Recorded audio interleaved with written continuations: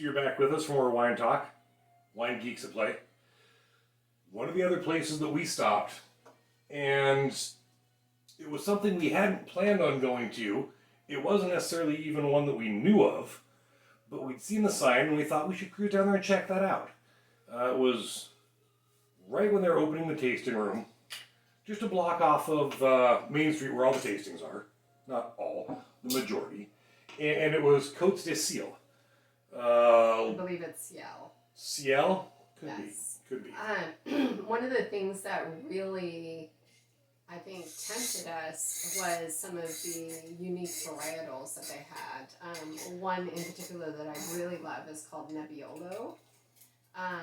You don't find it in a lot of places, and what was quite wonderful about this place is the host, the sommelier.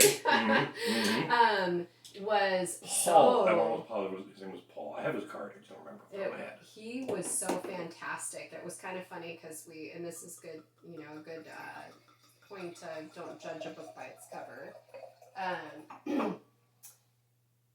From the very get-go of walking in, we thought, oh my, this might be a little bit of the snooty wine experience that you sometimes expect to get, which we really don't run into very often. So we kind of got that, from that very initial experience. And then come to find out he was incredibly friendly and informative. And literally, we were walking up as he was unlocking the door and placing a little sandwich board outside. So I think it was just like, we're here and ready. And maybe, first customers of the day, getting everything ready. It's like, wow, you guys are early. But he was wonderful, helpful. And one of the great things on the door of the tasting room was a listing of all the different wine types they had to taste there.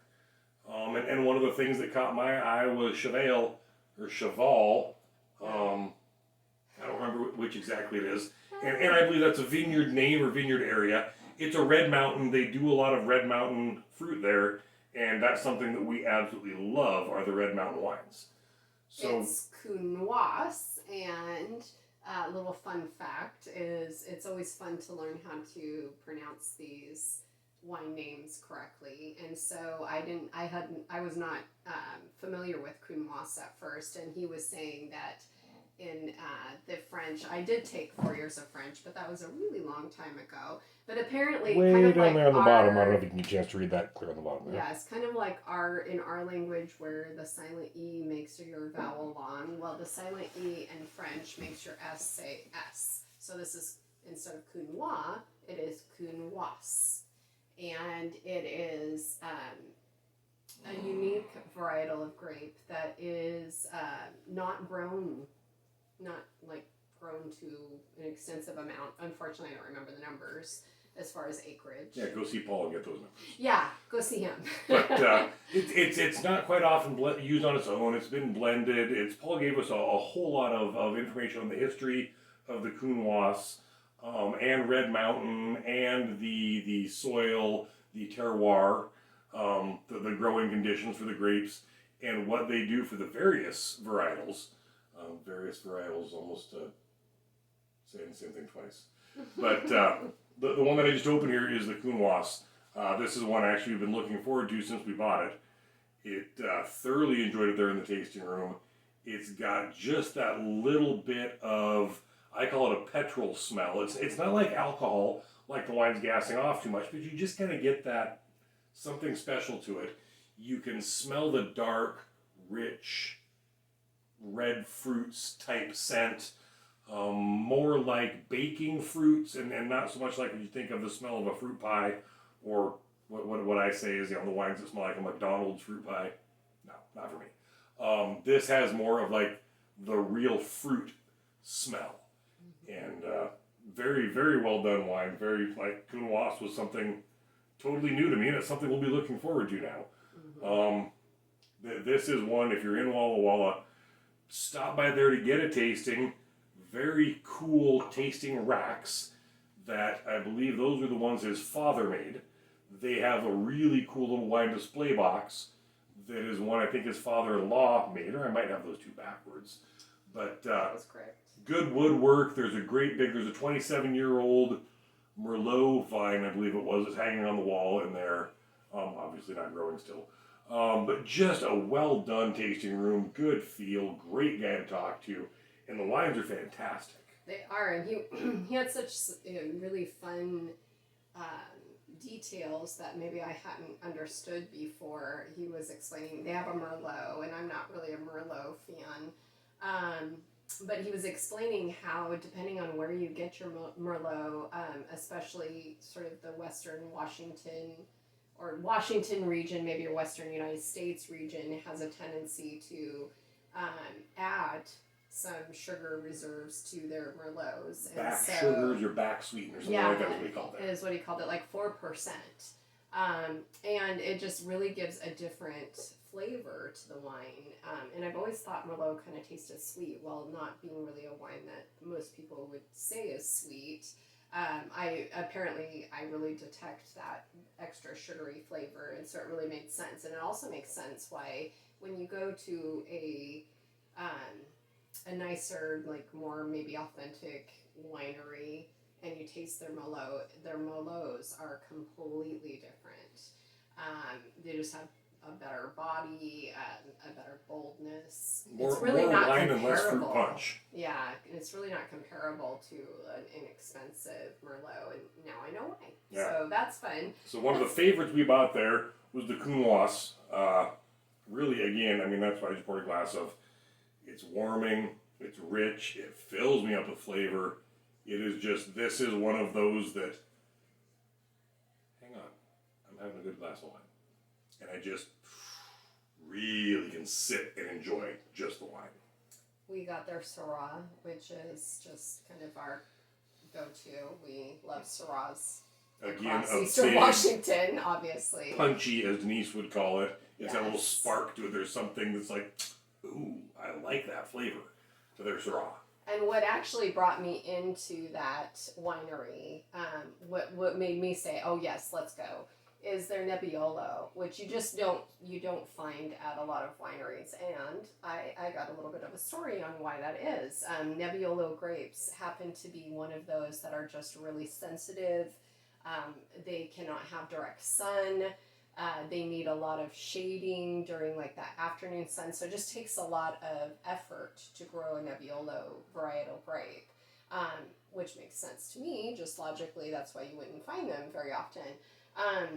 Nebbiolo is just a really, I don't know how to describe it. So Paul described the grapes as being similar to a Pinot grape, but not quite the yield. So the effort that you put in for the delicate grape, but it gives you that really good base wine. And if you do it right, that is all you need. I'm not saying anybody's doing it wrong, but you just need a good Nebbiolo, a well-tended grape with tender skins, and it's a little bit lighter than a lot of our big, punchy, chewy reds, but it's still just as full of flavor.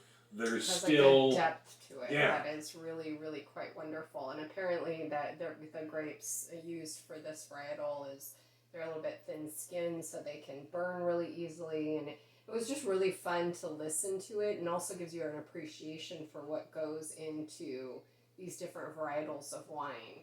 I just can't imagine trying to, care for these vineyards and get those right conditions, and all of that goes into that. So that gave me a big appreciation for that. Another one that we tried there, but we didn't have big hopes for, was their Arnaise. You might notice by comparison to the other bottles, this one's kind of clear. It's not a red wine, but we bought it anyway. Yeah, and you won't find a lot of white wine in our wine room. Talking through our wine likes and our wine tastes, and it was served chilled, the Arnaise was.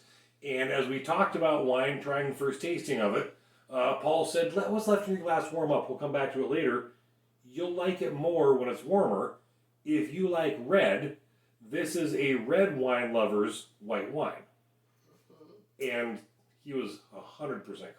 So I started with the Arnaise, and I was completely shocked the moment that I took a sip, because what I really love in a good red wine is just that kind of warming sensation as you swallow. And with the Arnaise, you don't usually get that with a white wine. Generally, you want to drink a white wine kind of chilled, and it's just not my thing. I love my bubbles chilled during the summer months, but I'm not really generally into just a regular white wine. But this, I tasted and I was like, wow, that is very warming. It has a lot of flavor.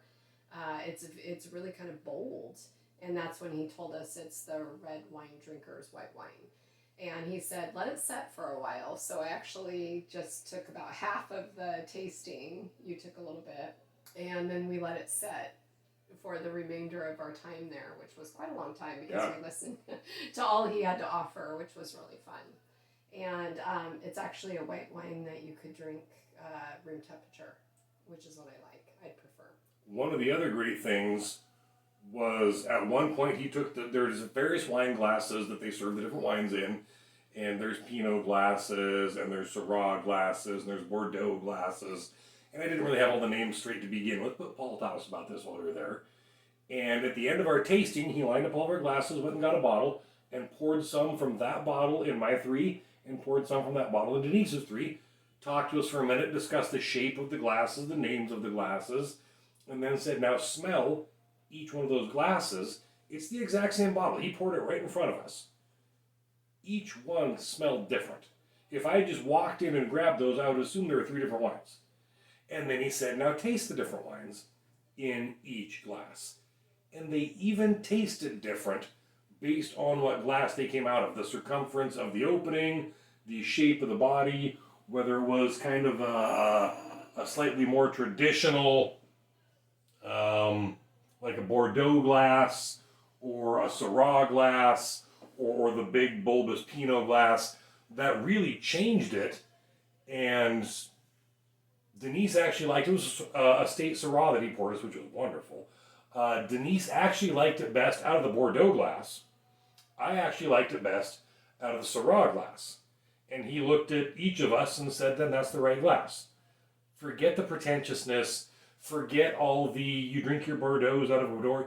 You drink your wine out of a glass that brings out the characteristic you like most.